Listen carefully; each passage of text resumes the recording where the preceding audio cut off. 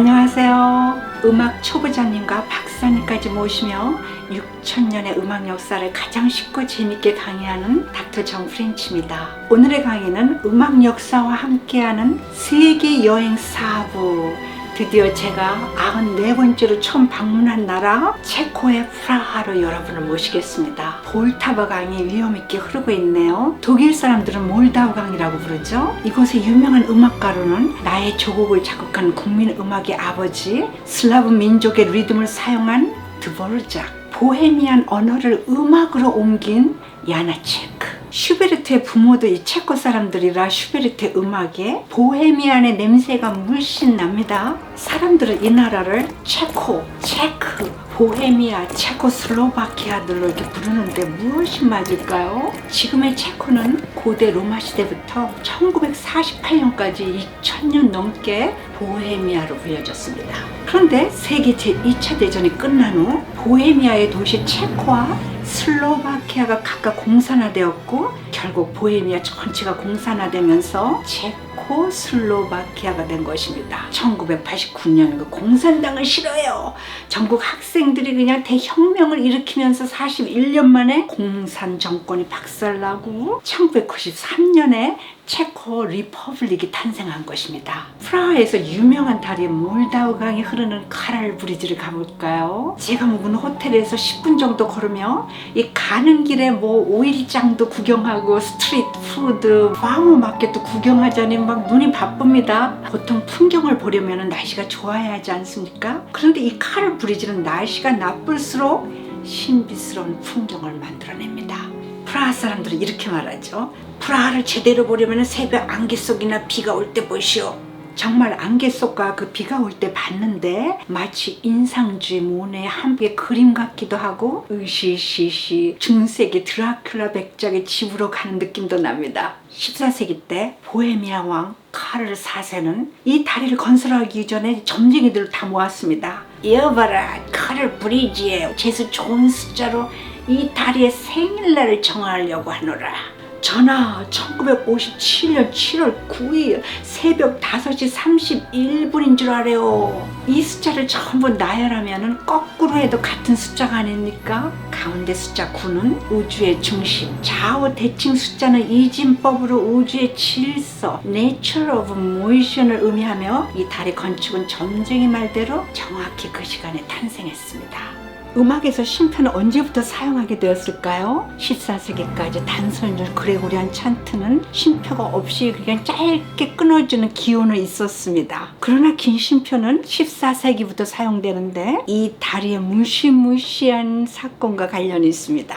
이 다리를 건축한 왕 카를 4세의 아들 바츠리프 4세는 아주 난폭하며 의처증까지 심한 찌질이었습니다. 그는 왕비가 고해성사를 하던 네포무크를 불렀습니다. 그래, 왕비가 당신에게 무엇을 고백했는지 말하시오?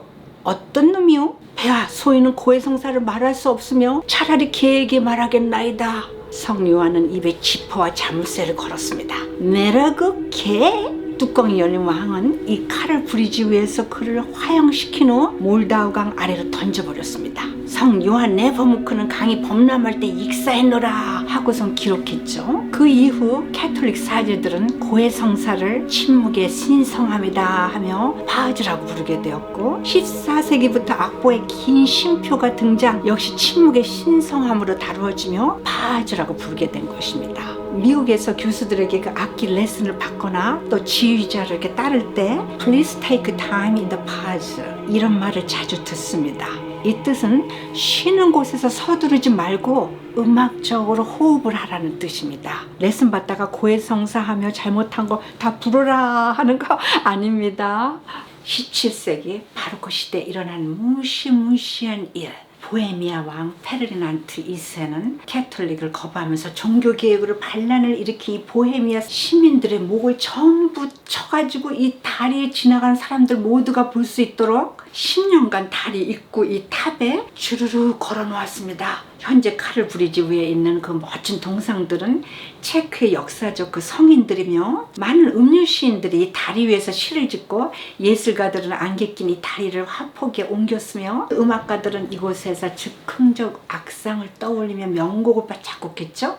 프랑스 몽마르트 언덕에서 활동한 그 가난한 예술가들은 보헤미안도 아닌데 왜 보헤미안으로 불리게 되었을까요? 보헤미안은 체코의 옛날 그 국가 이름이라고 했죠. 자, 유식한 척할 때 사용하세요. 19세기 몽마르트 언덕의 가난한 음악가 예술가들은 사회 규범, 예술의 형식과는 거리가 먼 이방인들이었습니다. 프랑스 귀족들은 이들을 떠돌이 보헤미안 집시로 오해를 하며 하층 계급으로 다뤘죠. 그런데 한 괴짜 사나이가 나타나 이들을 예술적으로 멋지게 미화시키는 문학 작품을 발표합니다. 그가 누구인고 하니 낭만파 시대 쇼팽의 연인 조르주 상드가 쇼팽을 만나기 전 동거했던 연하의 남성, 프랑스의 유명 작가 앙리 뮤제. 뮤제는 샌드라 위드 보엠, 보헤미안의 삶이라는 소설을 낭만파 시대의 세상에 내놓았습니다. 소설의 주인공은 자신이며 가난한 무명 예술가, 음악가 친구들을 이 소설에 등장시킨 겁니다. 그는 이 가난한 예술가 친구들의 그 추위와 굶주림, 그들의 고통, 예술에 대한 열정, 청순한 사랑과 이별을 다루며 그들을 보헤미안 떠돌이 집시가 아닌 진정한 보헤미안 예술가로 소개한 것입니다.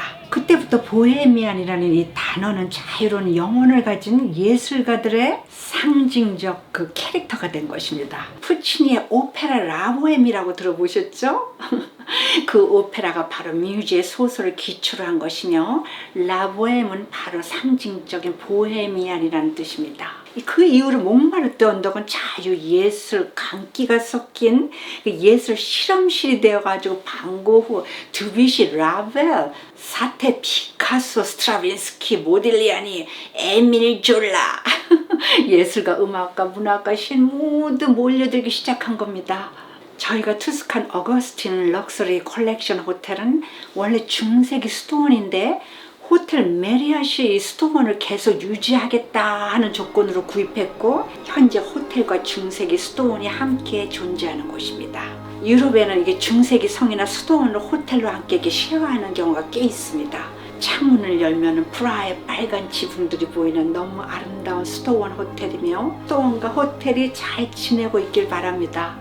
르네상스 시대 메디치 가문이 서유럽의 그 경제 네트워크 뱅크를 움켜잡고선 피란체에서 다빈치, 미켈란젤로, 카치오, 단테, 음악가 누굽니까? 가치니, 페리, 이 빵빵하게 그들을 서포트한 것은 많은 사람들이 알고 계시죠? 그런데 동유럽의 르네상스를 움켜잡은 가문을 아는 사람은 많지 않습니다. 자, 여러분을 동유럽의 르네상스를 꽃피게 한 로브코비치 가문의 궁전으로 모시겠습니다. 핸델, 하이든, 모차르트, 베토벤을 빵빵하게 후원한 가문도 바로 이 로브코비치 가문입니다. 그래서 모차르트는 오페라 돈 지오반니를 프라하에서 초연해서 대박이 났고 베토벤의 영웅 교향곡 3번도 바로 이 로브코비치 궁전에서 초연을 한 것입니다. 로브코비치 가문에게 초대받아 귀족들 삶을 직접 경험하는 코스인데 우아한 바로크 시대 인테리어로 된 다이닝룸에서 당시 귀족들이 먹던 방식으로 점심을 마친 후 컬렉션을 전부 들여다보는 귀족들이 우아하게 앉아 음악을 듣던 홀에서 그 음악가들의 챔버 음악을 듣는 코스입니다. 음식은 그 체크 스타일로 매우 이렇게 담백하고 맛있습니다. 체코 사람들은 남녀 할 것 없이 잘생기고 이쁩니다. 공산권에서 그 어려웠던 시절이 있었기 때문에 정도 많고 부지런하며 가족과 프렌드십을 매우 중요시합니다. 다음은 보물 로브코비치 콜렉션을 볼 시간입니다. 핸델의 오라토리오, 하이든의 천지창조, 모차르트 돈 지오반니와 챔버 음악, 교향곡, 베토벤의 영웅 교향곡 3번, 브루크의 피아노 소나타 모두 그 당시에 연주된 곡들이며 이곳에 잘 보관되어 있습니다. 제가 어렸을 때 달력에서 자주 보았던 스페인의 마르가리타 테레사 공주의 초상화도 여기 있네요. 동유럽을 통치하던 합스부르크 왕가는 근친상간, 유전자병으로 모두 심한 주걱턱을 가지고 있었습니다. 마르가리타의 외삼촌이었던 주걱턱 왕 레오폴드 1세는 스페인 스페인에 살고 있는 이 5살 난 이쁜 조카를 미리 신부로 찍어놓고 화가 벨라스케스에게 이렇게 명령합니다. 해마다 공주의 자라난 모습을 그려 나에게 보내도록 하거라. 그녀가 다 자랐을 때는 이 어릴 때 모습이 아닌 완전 보트 모양의 주걱턱이 되어 화가 벨라스케스는 그녀의 턱을 반으로 줄여서 그리곤 했습니다. 그녀가 15살이 되던 해 결국 외삼촌 레오폴드 1세와 결혼을 하지만 유전자병으로 21살에 죽고 맙니다. 지금 듣고 계시는 라벨의 유명한 곡 죽은 공주를 위한 파반느는 바로 이 마르가르타 공주를 추모하며 작곡한 곡입니다. 파반느란 르네상스 시대 아주 느린 궁정춤이며 라벨은 공주가 춤을 추는 모습을 상상하며 작곡한 곡이죠. 모차르트는 오스트리아 비엔나에서 피가로의 결혼을 초연했는데 쫄딱 망하고 말았습니다.